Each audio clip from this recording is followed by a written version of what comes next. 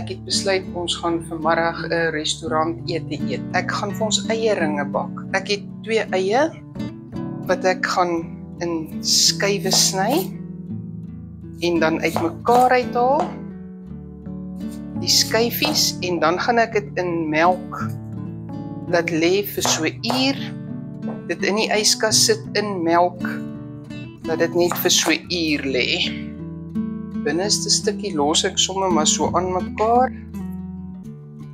So lyk die eie skywe nou. So ek gooi nou net melkie oor en roer dit deur dat dit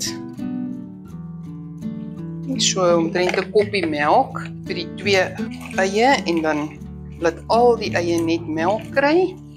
En nou sit ek die eie met die bakkie so in die melk in die yskas vir omtrent 'n uur.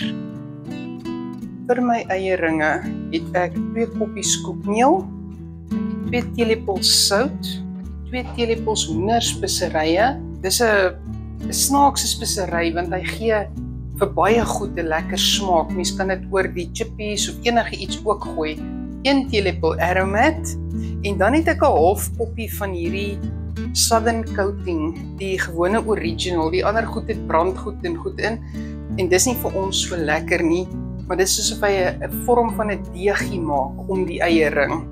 So ek gooi al hierdie goedjies bymekaar, gee dit so roer met 'n lepel en dan my eieringe uit die melk uit druk ek hier in die meel, skit die baie ekstra meel af en bak dit so.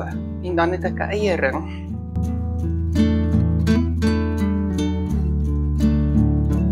My eieringe in die melk. Hulle is bieskout. Wat 'n eiering met my een hand in die meel. Protel hom maar so 'n bietjie in die meel. Sit hom in die olie.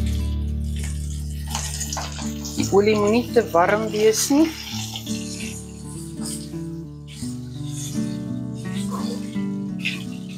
En dan brand hulle swart sonder om gaar te word.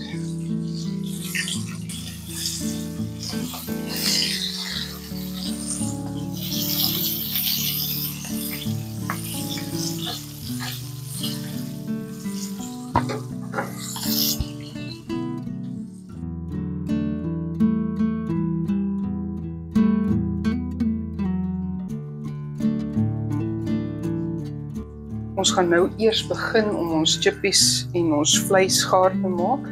So ek gaan dit in my airfryer op 'n kartonnetjie gooi en dan net voor ons eet, dan sit ek dit net weer vir 5 minute aan, laat dit net weer warm word.